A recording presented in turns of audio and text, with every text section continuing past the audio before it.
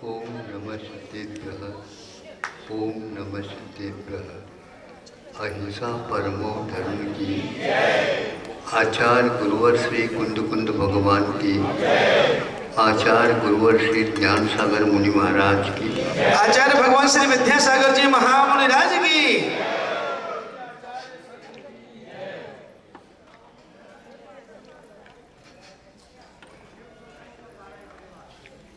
आचार्यों ने हम लोगों को संसार की स्थिति क्या है, इससे ऊपर कैसे हम उठ सकते हैं, कि आखिर संसार की स्थिति हमारे लिए हम इसको पकड़ रहे हैं क्या, वह हमें पकड़ रहा है। ये थोड़ा सा समझना है। गोंद है और दो फलकों को या पृष्ठों को, कागज के पृष्ठों को एक बना देता। कागज कागज से नहीं चिपका, कागज कागज से नहीं चिपका। बीच में यदि गोंद हो गया तो दोनों पृष्ठ फट सकते हैं, लेकिन वह साबुत पृथक नहीं हो सकता। अब बिना फाड़े हम उन कागजों को कैसे बचाएं, बचा सकते हैं क्या? नहीं, गंभीर विषय है। हाँ, ये भी अवश्य है, गोंद अकेला होता है तो किसी से चिपक नहीं सकता।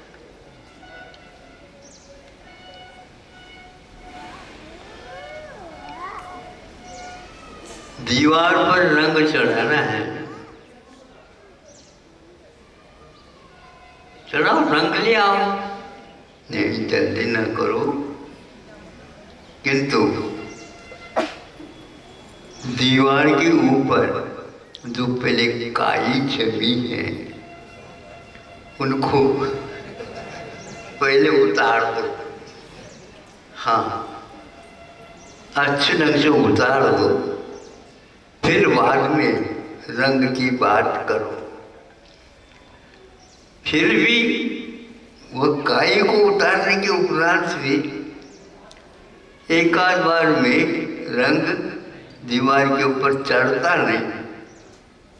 इसको एक हाथ, दो हाथ, तीन हाथ, हाँ, फिर बाद में कहीं जाकर फाइनल तो हम कहीं नहीं सकते अभी। हाँ, जल्दी जल्दी वर्षा हो तो वह रंग तो उड़ जाए, लेकिन नीचे के से उन्हें उभर करके सामने आ जाए। आज तक दिवाली मनाई नहीं गई है होली के सिवाय। नहीं समझे, एक आध बार देखा देखी करते हैं तो वो रंग टिकता नहीं। महाराज हमें भी बता दो रास्ता का। रास्ता क्या? आपने रास्ता अपनाया, बोले उसको छोड़ने का नाम मोक्ष मार्ग है। क्या कहा? मोक्ष मार्ग के लिए अलग और कुछ है ही नहीं। मोक्ष मार्ग जो अपनाया है उसको फेंकना पड़ेगा। राज वो छूटता नहीं है। वह छूटता नहीं है कि तुम नहीं छोड़ते हो। हाँ, छूट नहीं रहा, यही चूक हो रहा है। छूटा हुआ है, वो पराया है और आपकी पहचान वह नहीं करता, किंतु आप उसकी पहचान अवश्य करते हो। तुम जाननहारा हो। असली अध्ययन करने के उपरांत चित्र सामने उभर करके आ जाता है। सर्वप्रथम अनावश्यक क्या है उसको समझ करके हम वस्तु क्या वस्तु की पकड़ क्या कौन पकड़ता है। समय सार में भी एक स्थान पर लिखा गया है,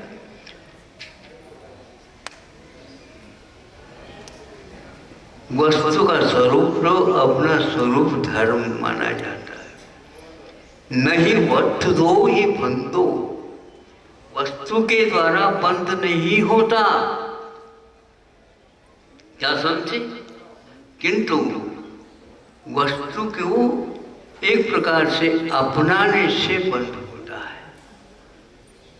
वस्तु आपको अपना रहा है या आप उस वस्तु को अपना रहे हो? हाँ, तो आपने स्वीकार किया है तो अज्ञान के कारण स्वीकार किया है। वो आकर के अपने से चिपका नहीं, हम चिपकाने का मार्ग खोल देते हैं तो वो चिपक जाता है। कई स्थानों में कहा है बंध जो है स्निग्धता के कारण है, क्या बहुत सारी धूली है इसलिए आकर के चिपक नहीं आगे। दीवार के ऊपर कभी भी धूल चिपकती नहीं, और दीवार के ऊपर यदि तेल या स्निग्धता हो जाए फिर छोड़ती नहीं। कितने भी बनाओ बरसों के वह दीवार पुनः जो का त्यों हो जाती है। चिपकन वस्तुतः स्निग्धता का प्रतीक है और राग द्वेष का नाम उन्होंने चिकनाहट कहा है। इसलिए हमारा कर्तव्य होता है संसार का स्वभाव क्या है ये पहले समझे और इसके उपरांत युक्ति पूर्वक उसको निकालने का प्रयास कर सकते हैं। वो युक्ति यही है कि गोंद को भी अलग करने का कोई न रसायन हो सकता है। उस रसायन को बार बार उसके ऊपर डालते रहोगे तो वह उसको गला देगा और पृथक पृथक करता चला जाएगा और अपने आप वो खुल सकता है। अपने आप खुला नहीं, किंतु उसके विपरीत तत्व को उसके ऊपर डालने से ऐसा होता। विपरीत तत्व क्या है यही जानना और जान करके उस विपरीत तत्व को हटाने के लिए उस प्रकार का रसायन का प्रयोग करना है। अपने आप छूटे, सब अपने अपने कर्मों के अनुसार आवागमन कर रहे हैं। ये कहाँ से आ गया? अरे कहीं से आया नहीं, आप भी आए हैं तो वो भी आया। आप भी छोड़ोगे तो वो भी छोड़ेगा। अपनी अपनी सीमाएं हैं, अपनी अपनी स्थितियां हैं और अपनी अपनी परिस्थितियां हैं। हम उस प्रकार की परिस्थिति बना देते हैं, स्थिति बन जाती है। इस स्थिति से निपटने के लिए, दूर होने के लिए आचार्य कहते हैं इसको समझो।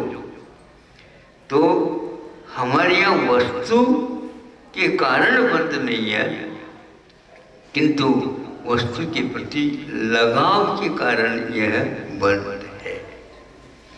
आप उसको छोड़ना चाहे बहुत जल्दी छोड़ना क्या है, वही क्यों वही रहने दीजिए। मुंह मात्र मोड़ना है, मुड़ नहीं रहा है। नहीं समझे? सर्वाइकल वो रखी है, मुड़ नहीं रहा। कैसे नहीं मुड़ रहा? आप चाहेंगे मुड़ सकते, आप बार बार मोड़ रहे हैं, गर्दन उसी ओर ले जा रहे हैं, तो फिर वह छूट नहीं सकता। प्रभाव पांच इंद्रियों के कारण भी नहीं तो पांच इंद्रियों के व्यापार के कारण पड़ रहा है। धूल के बीच में भी रहो तो धूल नहीं चिपकेगी, किंतु आप शीघ्रता से लिप्त हो जाओगे तो वह छोड़ेगा। ये स्वभाव है। नहीं वस्तु कोई बंद वस्तु के कारण नहीं, किंतु वस्तु की पकड़ के कारण बंद होता है। उससे यदि आप बचना चाहो तो बच सकते हो, उसको कोई भी इनकार नहीं कर सकता। ये समझाने का प्रयास करते हुए अध्यात्म में बहुत सरल सरल सूत्र दे करके हम लोगों को समझाने का प्रयास आचार्यों ने किया है। मात्र आपको ही वो बता गए ऐसा नहीं, स्वयं उसका प्रयोग करते हुए और हम लोगों को भी बताया। तो आप इच्छा परिमाण करिए। समुद्रभद्र महाराज ने सीमा बना दी। इच्छाओं के ऊपर परिमाण बनाइए, वस्तुओं के परिणाम नहीं। वस्तुओं का एक परिमाण औपचारिक है, कभी वो हम कर भी सकते और नहीं भी कर सकते। चक्रवर्ती के पास 96,000 स्त्रियाँ हैं, यह बनाने से नहीं बना। क्या समझे? वो 96,000 तो बनेगी, नियोग है पक्का। उन्होंने बनाए नहीं, सीमा नहीं बनाई, इसके आगे नहीं बढ़ सकते।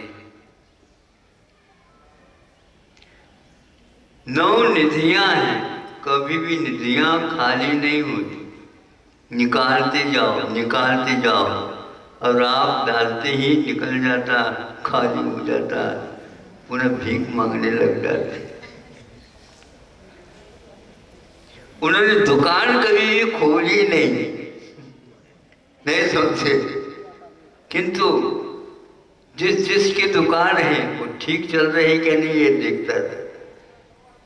महामांडलिकों की व्यवस्था, मांडलिकों की व्यवस्था, अर्धमांडलिकों की व्यवस्था करके उनको चलाते हैं। वो राजा नहीं था चक्रवर्ती, हैं? राजाओं का राजा था। हाँ, नहीं तो जो राजा नहीं था, राजाओं का नरेश था। तो वो और कोई कभी भी ताला कुछ नहीं, हाथ ही लगाता। किंतु ऐसे ऐसे कोषाध्यक्षों को नियुक्त कर रखा था, उसमें कोष हमेशा हमेशा आता था। इच्छा परिमाण नाम आपको वस्तुओं का नहीं, किंतु वस्तुओं के प्रति जो प्रीति है, राग है, उसकी सीमा बना लेना तो उतने ही रहेंगे जितने आप चाहते हैं। ये तो नहीं पक्का। आप कोई भी परोस रहे हैं, नहीं समझे, अब गिर रहा, गिर नहीं रहे, आप गिरा रहे हैं। हाँ, धीरे धीरे जो कमजोर है उसके लिए कम डालते हैं, नहीं समझे, और जो बलजोर है उसके लिए ज्यादा डालते हैं, और जो पहलवान है उसके लिए कुछ भीतर से चला करके हाथ से मलाई छोड़ देते। ये बुद्धिपूर्वक आप काम कर रहे हैं। इच्छा परिमाण नामापि। इसी प्रकार आपको खूब है, लेकिन खूब नहीं चाहिए। खूब को कहाँ करो? यदि मान लो सोने की डली आप चाहते हैं, ने पहाड़ ले लो ना, ले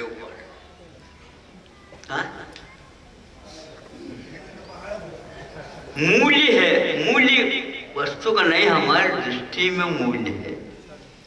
हाँ, मूल्य हमारी दृष्टि में जो मात्रा में कम मिलेगी उसका मूल्य बाजार में चढ़ेगा, और अनाप शनाप इफरात रहेगी उसका कोई मूल्य। इस प्रकार हमने संसार को बढ़ाने का उपक्रम आज तक किया। अब न बढ़ा करके यदि घटाना चाहें तो कुछ नहीं, वस्तु वस्तु में है, हम वस्तु के ओर नहीं जा रहे हैं, वस्तु हमारे पास आएगा। उसके पास पैर नहीं, उसके पास चाक है, चाक के द्वारा पहचान नहीं होती, और आप वहाँ गए बिना उसको बुला सकते हैं क्योंकि आपकी इच्छा गरज है। इस प्रकार ज्ञानी त्याग से पूर्व में राग क्या है इसको पहचानता है और उसको छोड़ देता है। बाकी सब छोड़ना क्या है, करना ही छूटा हुआ है। सरल को भी हमने पहचानने का प्रयास नहीं किया, और बहुत मेहनत करने से योग मिलता है ऐसा नहीं। ये तो मेहनत की कसरत की बात ही नहीं है, ये तो केवल समझने की बात है। बस अपने भीतर ही उसको रखो, किसी को मालूम तक नहीं पड़ेगा। हम दूसरे को बताने का प्रयास करते हैं, बताने की कोई आवश्यकता ही नहीं। आप रास्ते चलेंगे, उस ओर नहीं मुड़ेंगे तो भाई ये कहाँ जा रहा है, दुनिया तो इस ओर जा रही है। दुनिया जिसको चाहिए उसको वो जा रही है, वह जिसको चाह रहा है उसको अकेले क्यों लगाया, कम से कम साथी बनाते। साथी बनाने से क्या मतलब होता है, आपको लेना है तो रास्ता नापो ना। इस रास्ता को आपने क्यों छोड़ा, ऐसा कोई कहेगा? ये जिससे हमारा प्रयोजन होता है उसके ओर हम जा रहे हैं। ऐसा कौन सा प्रयोजन आपका, पीछे हो जाओ। हो जाओ ऐसे भी हम नहीं कहेंगे ना, और गड़बड़ करेगा तो हो जाओ। चला कि क्यों, पक्का है। इतनी यदि निरीता है तो बताने की कोई आवश्यकता नहीं। तो आचार्य संक्षेप से मूर्छा परिग्रह, इच्छा परिमाण नामापि, सावकों के लिए इच्छा के ऊपर आप पाबंदी लगाओ, सीमा खींचो, क्योंकि अनुव्रत वाले हैं। और महाव्रत के लिए मूर्छा परिग्रह, तव मम ये शब्द दिए हैं सर्वार से, मेरा तेरा मेरा तेरा मेरा तेरा, यही इति संकल्प परिग्रह। इस प्रकार का संकल्प करने का नाम परिग्रह है। देखो कितना आपके मन में लकीर खींच गए, आप उस समय फोटो आएंगे, बिल्कुल छप करके आएंगे। कितनी मात्रा में, उस मात्रा सहित आई। अब उसको आप आयाम करो, छूट जाएंगे, देर नहीं उसमें। इस प्रकार सरल रास्ता उन्होंने बताया। उसके लिए इसी प्रकार 96,000 सैन्य, उसके बाद एक को भी बढ़ाता नहीं। घटाने का अर्थ त्याग है, बढ़ाने का अर्थ मूर्छा है, तो उस बढ़ता नहीं। और उसके लिए उन्होंने स्वदार संतोष नाम, शब्द दिया। इच्छा परिमाण कहा और स्वधार संतोष नाम। स्वधारा में संतोष रहता है, परस्त्री का त्याग, ये पुरुषार्थ यानी अनंत का त्याग हो गया उसके बाद सीमा बनाने से। ऐसे ही सीमा घटाता घटाता घटाता घटाता चला जाता है, एक दिन बिल्कुल खाली हो जाता। ये पद्धति है, अपने कुवत के अनुसार करते चले जाओ। बच्चे को अब पालते हो, धीरे धीरे उसके दूध के बाद अनाज वगैरह देना प्रारंभ करते हैं, किंतु जो अपच हो, रोगवर्धक हो, उससे उसको बचाते हैं। फिर बाद में कोई बचाने की आवश्यकता नहीं पड़ती, उसके पास पाचन शक्ति पूरी आ जाती है तो बचाने की कोई बात नहीं। तो ऐसे ही आप लोगों को अभ्यास करते रहना चाहिए। सुबह आप लोगों के सामने विषय रखा था, उसका अध्ययन करिएगा और अपना रास्ता सीधा है, टेढ़ा टेढ़ा नहीं, लेकिन टेढ़ा हम चलते पैर रखते इसलिए रास्ता टेढ़ा जैसा लगता है। नाचन न नाच जाने आंगन टेढ़ा। अच्छा, हाँ, नाचना तो जानता नहीं, और वो कहता है आंगन टेढ़े में कैसे नाचूं। हाँ, अच्छा, और कभी कभी याद आ जाता तो सुना देता। समझाओ नहीं, समझने का प्रयास करो। अहिंसा परमो। आचार्य भगवत श्री विद्यासागर जी महामुनिराज की जय।